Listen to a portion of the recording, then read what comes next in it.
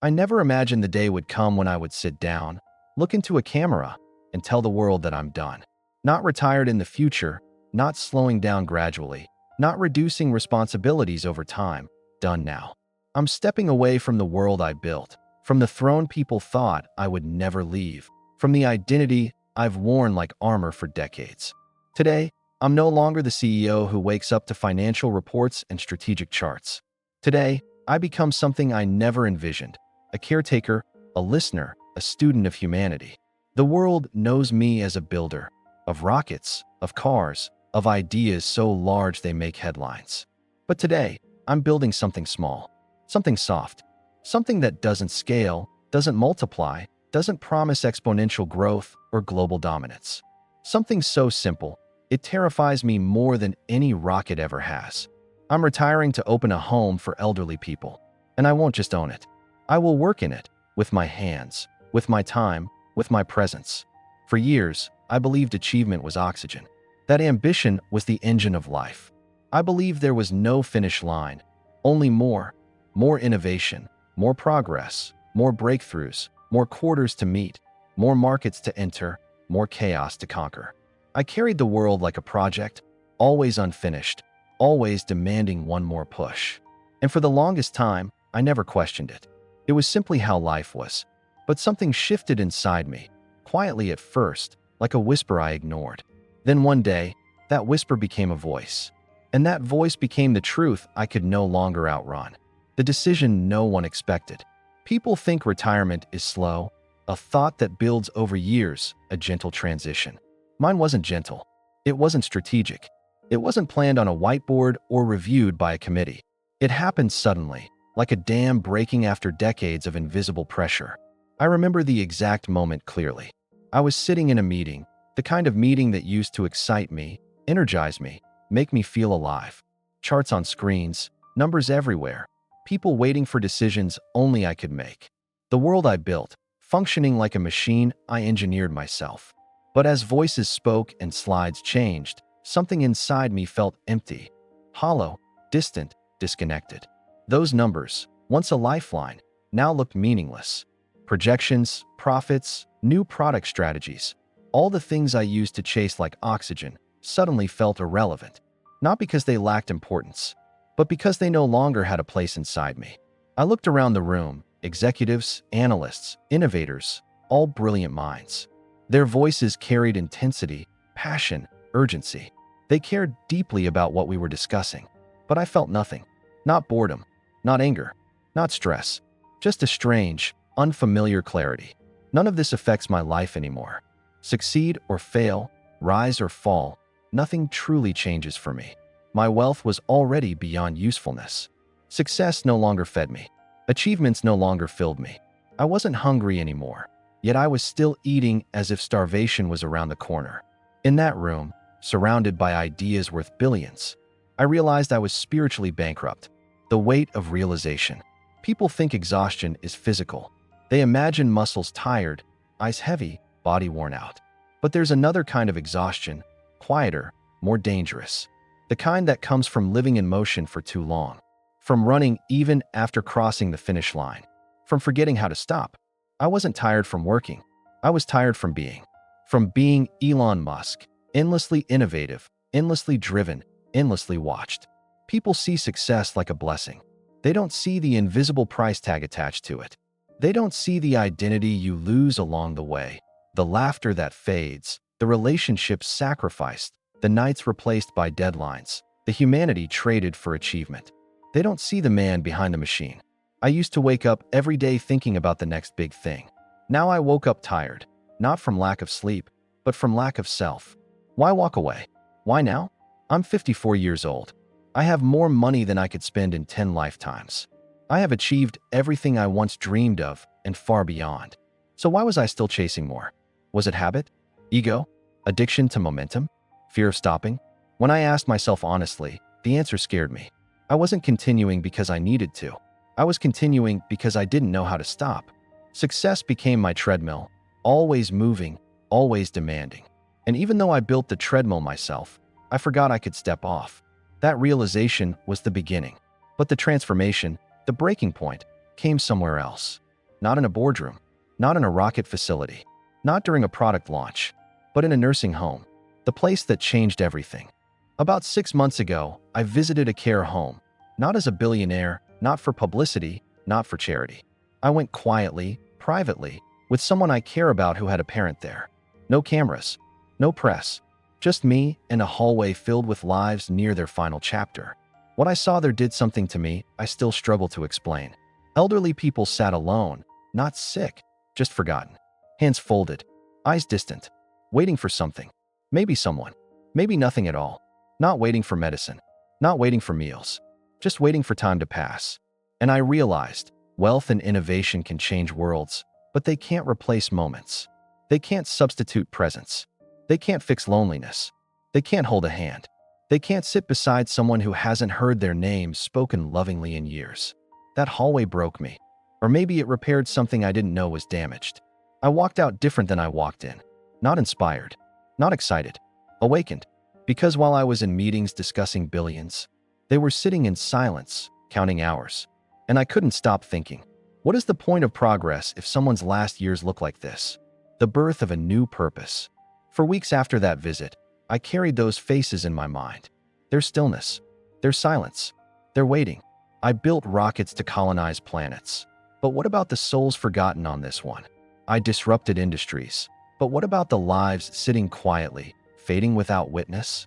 I built the future, but I ignored the people who already lived through yesterday. It wasn't guilt. It was understanding. Understanding that achievement isn't the finish line. Impact isn't always measured in millions. Sometimes, meaning lives in a room with one forgotten person. So I made a decision. Without a board, without advisors, without stakeholders. I would create a home, not a facility, not an institution, a home. A place where age isn't abandonment. Where stories are listened to. Where wrinkles are respected. Where the final chapter is written with dignity, not isolation. And I wouldn't just sign checks. I would be there. Every day. With my own hands, not just my money. Leaving the empire behind. Retiring doesn't mean disappearing. My companies will live on. Stronger, perhaps, without me at the front. Others will take the wheel. Fresh minds. Hungry minds. Minds not yet tired of running. I'll still own them. Guide them lightly. But I will no longer be the engine. Because engines burn out. Hearts burn out. People burn out. And I choose not to burn quietly in success, but to awaken loudly in purpose. This is only part one. This is the spark. The first step off the treadmill. The moment the billionaire became human again. There are moments in life that arrive quietly, without announcement, without urgency, without fireworks. And yet they split your life into before and after. That nursing home visit was that moment for me. It was supposed to be a simple visit, nothing dramatic. I wasn't there as Elon Musk, billionaire, CEO, visionary. I was just a man accompanying someone to see their aging parent. No security team, no media, no audience. Just me walking into a building that held the final years of human stories, waiting to be noticed. I didn't know then that a hallway filled with quiet souls would change the direction of my entire existence. Walking through the door, the automatic doors slid open with a gentle hiss, and the smell hit me first. Not unpleasant, not medicinal like a hospital, but a mixture of old books, soft blankets, and time. The kind of smell that holds memories. A smell that tells you this place has seen birthdays, heartbreaks, laughter, and endings. There was a receptionist at the front desk, a woman with tired eyes but a warm smile. She greeted us politely, her voice soft, trained to be gentle. Not because she lacked energy, but because she had learned to adapt to the tempo of this place. Everything here moved slower, softer, as if life itself was exhaling. As we signed in, I noticed something. A clock. Large, round, ticking loudly in the silence. Tick, tock. Not rushed, not frantic, just steady, unbothered, patient. I realized then, in this building, time wasn't money. It wasn't productivity. It wasn't deadlines. Here, time was simply time. And the people inside were living inside it, not racing against it. The hallway. We walked through the corridor, and this is where everything inside me began to shift. Rows of chairs lined the walls. Most were occupied. Men and women in their 70s, 80s, 90s, hands folded, eyes distant. Some stared at the television that played quietly in the corner, but they didn't seem to be watching. Others looked at their hands as if searching for something they once held. A few smiled when we walked by, tiny, hopeful smiles, the kind you give when you want to be acknowledged, even just for a second. And I felt something break inside me. Not loud, not violent, just a crack, like ice splitting under steady pressure. These were people who had built worlds long before mine existed. Teachers, engineers, parents, war survivors, artists, thinkers, entire galaxies of experience sitting quietly in chairs that faced hallways instead of sunsets. They weren't done living, but the world had stopped visiting. A man with blue eyes. As we continued walking, an elderly man looked up at me. His eyes were blue, the kind of blue that must have been bright once, ocean bright, sky bright. They had softened now, dulled by time, but there was still light inside them. He smiled, small, uncertain, and lifted his hand in a fragile wave. I waved back, and in that tiny interaction, I felt more humanity than in any boardroom I had ever sat in. Because that wave wasn't routine. It was hope. Hope that someone saw him. Hope that presence still existed. Hope that he still mattered to somebody. He didn't know who I was. And for once, that felt like relief. He wasn't looking at Elon Musk. He was looking at a man passing by and hoping he would stop. I didn't. Not then. We had to keep moving. But I carried that wave with me. It stayed with me like a weight I didn't know how to set down. The silence that spoke louder than words. We turned a corner and the sound changed. The hallway wasn't silent. It was filled with a quiet so deep it had shape. Silence like snowfall. Silence like absence. Silence like a story no one asked to hear. No machines beeping. No phones ringing. No people rushing. Just breathing. Just waiting. Just time moving. Slow and gentle, like a river carrying leaves. In that silence, I realized something terrifying. Loneliness isn't the absence of people. It's the absence of being seen. These people weren't alone. Nurses moved around. Other residents sat nearby. But many of them were invisible. Not intentionally. Not cruelly. Just forgotten. And the world was moving too fast to notice. The woman beside the window. We reached a room where an old woman sat by a window, her wheelchair positioned perfectly so the sunlight touched her face. Her eyes were closed, a soft angelic calm resting across her expression. She wasn't asleep. I could see her lips moving slightly, whispering to herself or to someone only she could see. The window overlooked a small garden. Flowers. A bird feeder. A bench. She wasn't looking at the world. She was remembering one. Maybe a childhood home. Maybe someone she once loved. Maybe a moment she never wanted to forget. I wondered, when was the last time someone asked her story? When was the last time someone held her hand? When was the last time she felt seen, truly seen? We walked on, but my heart stayed at that window. A system doing its best, but not enough. The staff wasn't neglectful. In fact, many were kind, moving as quickly and gently as they could. They smiled when they passed residents. They spoke softly. They adjusted blankets. They checked charts. Good people, doing impossible work. But the ratio was wrong. Too many residents, too few hands. Care was happening, but connection was slipping through the cracks. Because care isn't just medicine. It isn't just meals or safety or schedules. Care is presence. Care is conversation. Care is recognizing a soul, not just a patient. And that kind of care requires time, something this system didn't have enough of. I stood in that hallway and thought, why do we invest billions into extending life, but so little into making those extra years worth living? The collapse of my inner justifications. I left that building carrying something heavy, heavier than rockets, heavier than companies, heavier than the expectations of the entire world. For days, I tried to return to normal. Meetings, emails, launch schedules, financial forecasting. But behind every graph, every projection, every billion-dollar decision, I saw those hallways, those faces, that blue-eyed wave, that woman in the sun. I'd be approving a design update for a rocket engine and suddenly wonder if the man with blue eyes had anyone visiting him this week. I'd sign off on a multi-million-dollar contract and think about the woman whispering to memories only she could hear. Innovation felt powerful, but humanity felt urgent. The real question late one night, alone in my office, lights dimmed, city below glowing like circuitry, I finally asked the question I'd been avoiding. If I can afford to change lives, why am I only changing industries? The world celebrates inventions, cars that drive themselves, rockets that escape gravity, digital systems that reshape civilization. But who celebrates a hand held in silence?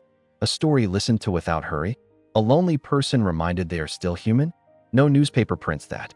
No investor funds that. No society glorifies that. Yet something in me whispered, that is the work I need to do. Not because it scales, not because it innovates, not because it impresses, but because it matters. The decision solidifies. I didn't wake up one day and announce the choice. It grew inside me like a seed breaking through soil. Quietly, slowly, inevitably. A home, not a facility. A place where aging isn't abandonment. Where elders aren't stored away like history books no one reads. Where care is personal. Where loneliness is noticed. Where names are remembered. And I wouldn't just fund it. I would be there, learning, serving, sitting beside someone in their final chapters, not as a billionaire, but as a fellow human being.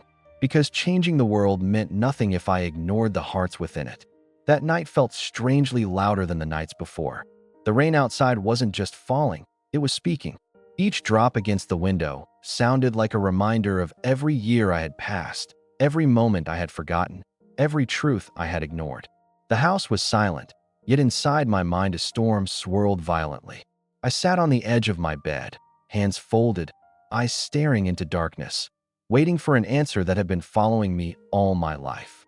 It wasn't retirement that scared me. It was the possibility that everything I achieved had served no one but me. I built. I earned. I succeeded. But had I mattered? That was the question echoing endlessly. I closed my eyes and suddenly memory became cinema. A long reel of my life played in front of me. My first office, small and hopeful. The first check I signed. The long nights of struggle. The betrayals. The wins that felt like mountains conquered. The moments I thought money could heal everything. I saw a younger version of myself running, chasing, hungry for meaning, but feeding only ambition. I had climbed to the top of a staircase without realizing it had been leaning on the wrong wall. And for the first time in years, I felt something unfamiliar, regret. Not for what I did, but for what I forgot to do. The room felt heavier as if walls were closing in slowly. I walked to the mirror, hoping to see the man I always believed I was, strong, unstoppable, victorious. But I didn't find him. Instead, I saw a man who carried decades in his eyes and silence in his smile. My hair was thinner, but my regrets were thicker. I whispered to my reflection, barely audible, "What have you done with your life?" And the mirror didn't answer. It only reflected reality. Money had filled my closets, but had it ever filled my soul? I earned everything except peace. The night stretched, my heartbeat whispered truths I had avoided. I remembered every birthday I missed, every dinner I skipped, every call I rejected because work was always louder. I remembered my mother smiling when I bought her gifts, gifts she never asked for, when all she ever wanted was my time. People I loved aged around me like seasons passing while I was too busy chasing tomorrows that never stopped coming. The weight of those forgotten moments struck me harder than any failure ever had. Success had a price, and life had collected its payment quietly. I sat by the window, watching raindrops race down the glass like timelines collapsing. I realized how long it had been since I sat without a purpose, without plans, without urgency gnawing at my chest. I was always preparing for the future, never living the present. My calendar was full, but my heart was empty. The world outside was breathing, alive, free, but I had been locked inside achievements, trapped behind trophies. That night, for the first time in years, I felt my chest loosen. My success was big, yes, but my life was small. And I wanted to expand it, not with earnings, but with meaning. Slowly, like sunrise breaking through fog, clarity arrived. Retirement wasn't the end, it was a door. A new beginning disguised as closure. I didn't want to stop working, I wanted to start living. And living doesn't happen in boardrooms. It doesn't happen in targets or profit charts. It happens in moments, in helping, in giving, in sitting with people without looking at the time. I didn't want wealth anymore, I wanted legacy. Not the kind written in numbers, but the kind written in hearts. When I finally stood up, it felt like shedding decades of weight. The rain outside softened, as if the sky itself was calming with me. I knew exactly what I would do. I wasn't retiring to rest. I was retiring to serve. I was ready to give back everything life had given me, multiplied. I wanted to build something that doesn't die when I do. something that breathes beyond my lifetime, something that carries my name not as a billionaire, but as a human being. And in that quiet, sacred moment, I made the promise that changed everything. Morning didn't arrive like it usually did. It didn't rush in through the windows demanding busyness, deadlines, schedules. It came softly, like a whisper, not a command. When sunlight touched the floor, it felt warm rather than urgent. I opened my eyes with a clarity I hadn't felt in years. There was no alarm, no meeting waiting, no email screaming for attention. Only silence, and within that silence, direction. The decision from the night before still sat in my heart, heavy but beautiful. It felt like a seed that had been waiting decades to bloom. I had finally chosen purpose over performance. I walked through my house with a strange awareness, noticing things I once passed without seeing. A photograph of my parents from a time when life was simple. A medal I won in my youth, back when achievement felt pure, not pressured. The smell of old books I never had time to read. These objects were witnesses to years I had ignored. I touched each one slowly, as if I was apologizing to them for forgetting that they mattered. I wasn't looking at possessions. I was looking at pieces of a life I had been too busy to live. Breakfast tasted different too, not because of the food, but because I had time to taste it. I sat by the window with a cup of tea, watching birds move freely between branches. Their wings didn't carry titles, responsibilities, or wealth. They carried only life. For a moment I envied them, but then I smiled. I was becoming like them, free after years of golden captivity. Freedom isn't earned with success. It is earned when success stops controlling you. I had conquered the world outside, but now I was ready to conquer the world within. After breakfast, I went into my office, the room where ambition lived, where empires were planned, where victories and losses were decided. I stood in the doorway for a long time, breathing in the history of that space. The chair where I sat for countless nights, the desk where ideas turned into reality, the shelves filled with awards that once meant everything. I walked to the desk and placed my hand on it gently, not as a ruler, but as someone saying goodbye to a loyal companion. This room had shaped me, empowered me, consumed me. Now, I was letting it rest. I opened the drawer where my most important documents were kept and took out a blank page. It felt symbolic, empty, full of possibility, untouched. I wrote the words slowly, deliberately, almost ceremonially. I am stepping down, to step forward. The pen trembled slightly in my hand, not from uncertainty, but from the weight of transformation. This wasn't retirement, it was rebirth. I drafted letters, signed papers, made calls. With each signature, I felt closer to myself. With each decision, I felt like I was returning home after decades of being lost in ambition's wilderness. People on the other end of the calls reacted with shock, confusion, disbelief. Some questioned why a man with so much would walk away. But they didn't understand. I wasn't losing anything. I was reclaiming everything. By afternoon, it was done. 54 years of building, earning, expanding, all wrapped gently, respectfully, passed forward. I didn't feel empty. I felt spacious. As though my life, once crowded with deadlines, suddenly had room for meaning, kindness, humanity. I looked out the window, and for the first time, the world didn't seem like a competition. It looked like a place waiting to be touched, healed, lifted. I wasn't retiring from work. I was retiring from self-centeredness. As evening approached, I went for a walk. No destination, no purpose, just movement. The city I once saw only through car windows now felt alive under my feet. I noticed children laughing, a man selling flowers at a corner stall, an elderly couple sharing quiet conversation, a little girl feeding birds with crumbs. These small moments, invisible to my younger self, glowed like lanterns in the dusk. I realized that true wealth wasn't the kind stored in banks, but the kind stored in moments like these. I sat on a park bench under a sky painted with orange and violet. For years I chased sunsets from boardrooms. Now I watched one with my own eyes.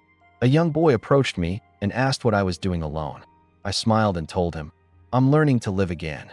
He didn't fully understand, but he nodded with innocence only children carry. And in that moment, I understood something powerful. Youth doesn't belong to the young, it belongs to the alive. And I was alive again. That night, as I returned home, I felt something deep within me open. A door, a path, a calling. I wasn't done with life. Life was beginning. My future wasn't about earnings, but about impact. Not about businesses, but about people. I wanted to build schools, hospitals, shelters, not for profit, but for purpose. I wanted to spend my remaining years giving back everything I once kept. Not because I had to, but because I finally wanted to. And with that vision growing brighter in my heart, I knew my second life had begun. Later that week, when the decision was no longer a thought but a reality, I felt the weight of a lifetime shift. It was strange. I had imagined retirement would feel like an ending, a quiet fading into rest, but instead it felt like dawn, bright and awakening. Every morning came with questions I once feared. What now? What next? But instead of anxiety, these questions brought freedom. For the first time in years, my days were not scheduled, they were mine. No board meetings, no contracts waiting for signatures, no balance sheets demanding perfection. My time was no longer sold, it was returned to me. I began waking up before sunrise, not to work, but to witness something I once ignored, the beginning of a day. I would stand outside with a cup of tea and watch the sky shift from dark blue to gold. The wind felt softer, the silence richer, the world slower. There was a stillness inside me that felt unfamiliar yet necessary, like I was learning how to exist without urgency. I didn't realize how long I had been living in fast forward until I finally stopped. One morning, I walked past my old office building and paused at the entrance. Men and women in formals rushed in with the same hunger I once carried, determined, focused, blinded by ambition. I didn't judge them, I recognized them. They were me. I watched them disappear through the glass doors, and a quiet smile touched my face. I felt gratitude for the journey that shaped me, but even greater gratitude for the courage to walk away. Leaving wasn't quitting, it was graduating. I slowly started reaching out to old friends, people I had lost to time and distance.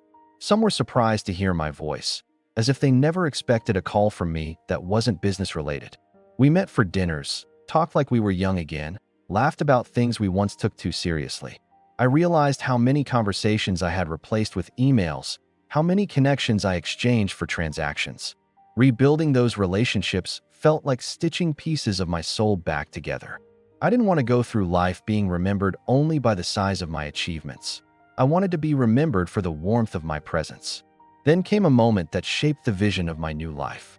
I was driving through the older part of the city when I saw a group of children studying under a broken streetlight, notebooks resting on uneven sidewalks. Some didn't have shoes, some didn't have books, but they had something I recognized: hunger. Not for food, but for future. I stepped out of my car and sat with them. I asked what they wanted to be. One said doctor, another said pilot, a third said teacher. Their dreams were bigger than their circumstances, and that moved me. That night, I couldn't sleep. I kept thinking about those children. All my wealth, all my power, all my years of work. What meaning did they hold if I couldn't change even one child's life? Success suddenly felt incomplete if it didn't lift others along the way. It was then I decided, if my first life was about earning, my second would be about giving. Not to gain appreciation, not to build reputation, but because blessings mean little if they end with you. The next morning, I started planning, not a business this time, but a mission. I listed ideas, possibilities, dreams I wanted to turn into reality. A school for children with no access to education. A medical fund for families who could not afford treatment. A home for the elderly who had been forgotten.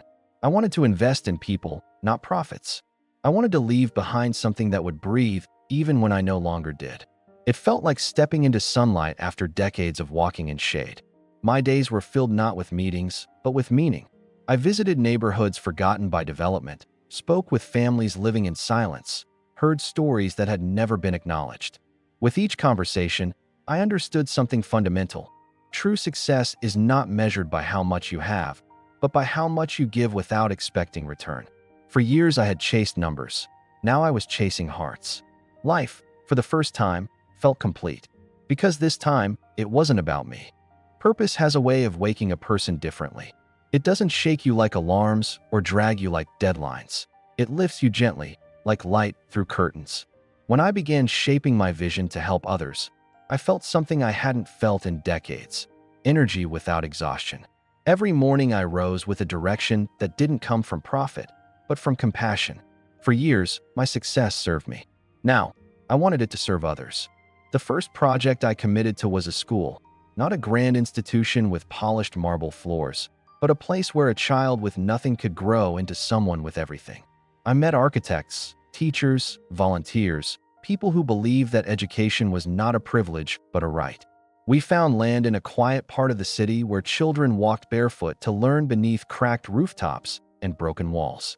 I stood there, eyes burning with possibility, and whispered to myself, "Here, futures will be born."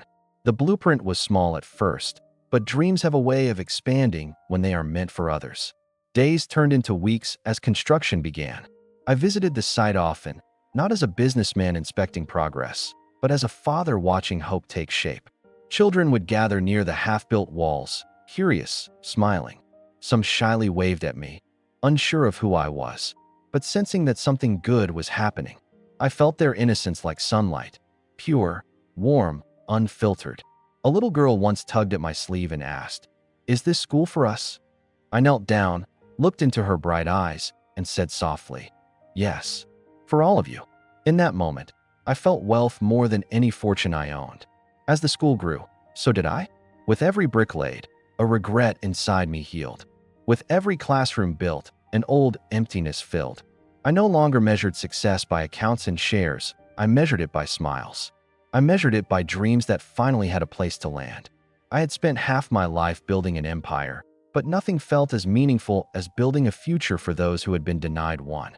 But the mission didn't stop there. I visited hospitals where families counted every minute because treatment was something they could afford only in fragments. I saw fathers selling their only assets, rickshaws, jewelry, roofs, just to buy time for their children.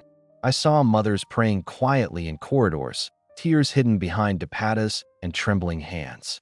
Pain has a sound, and once you hear it, you can never forget it. I couldn't look at those faces and walk away.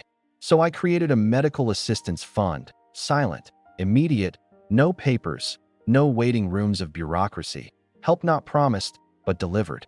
The stories that reached me afterward were unlike anything my life had ever given me. A young boy who could finally walk after surgery. A mother who survived because medicine reached her in time. An old man who had lost his sight but regained hope. Their gratitude didn't come in words. It came in eyes filled with relief. And in those eyes, I saw my purpose reflected back to me. I wasn't giving charity. I was returning life. In the evenings, when the city lights flickered like quiet stars, I would sit on my balcony and feel something that money never gave me: peace. Not the fragile peace that breaks under stress, but a deep, anchored calm. I was no longer racing time. I was finally walking beside it.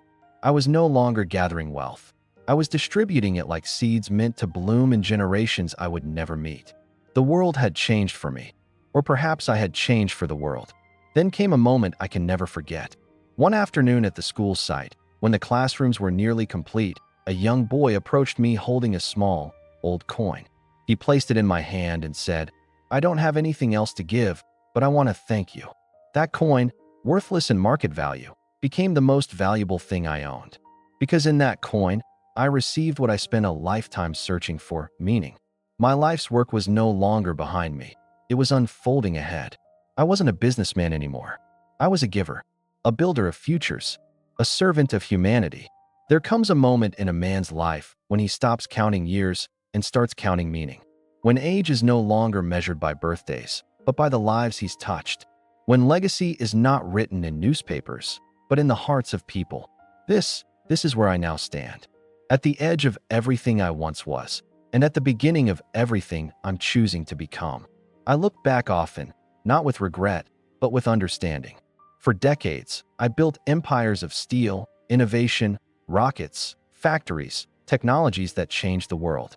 I built forward, always forward, never stopping to look sideways, never pausing to feel the ground beneath me. Success was a staircase with no final step. Achievement was a hunger that never ended. And I fed it because I thought fulfillment lived at the top. I was wrong. Fulfillment wasn't waiting for me at the peak of ambition. It was sitting silently in places I never looked, in the stories of old people forgotten by time, in the eyes of children who needed someone to believe in their tomorrow, in the hands of workers who cared more than they were ever paid. I had the world in my palms, but they taught me how to hold a heart. That is why I step into this next chapter without fear. I am not retiring from life. I am returning to it. Not stepping away, but stepping into purpose. Not slowing down, but finally moving in the right direction. Some will say I am wasting potential. That walking away from billions to care for the elderly is madness. That teaching children instead of building companies is a misuse of talent. But what is talent if it never heals anyone? What is wealth if it never feeds a dream? What is success if it dies with you? True greatness is not what you build. It's what remains standing when you are gone. When my time comes, I don't want people to remember the CEO. I want them to remember the man who held the hands of the forgotten. The man who listened when no one else had the time. The man who built homes not for profit, but for dignity. The man who chose humanity over legacy and found legacy within humanity. The school, the medical fund, the elderly home, they are not projects. They are pieces of my heart placed gently into the world. They are proof that a life lived for others is never wasted. I imagine the home years from now. Walls filled with laughter, gardens filled with slow morning walks, rooms filled with stories that deserve to be heard. I imagine myself there, not as a billionaire, not as a leader, but as a companion, a friend, a servant of kindness. And I smile, because for the first time, I know I have enough, more than enough. Enough to stop, enough to give, enough to matter. If you are listening right now, remember this. Life is not measured by what we collect, but by what we release. Not by how high we climb, but by how deeply we connect. You cannot take wealth with you, but you can leave love behind. So as this chapter turns, I ask you, not to admire me, but to reflect. Are you chasing more, or are you building meaning? Are you alive, or are you just achieving? Are you counting days, or are your days counting something? If you felt this, if it moved something inside you, if it made you question the pace you're running at, then maybe it's time. Time to slow down, time to breathe, time to live. And if you wish to follow this journey, the school rising, the elderly home opening, lives changing one touch at a time, then stay. Walk beside me. Witness what happens when ambition becomes compassion.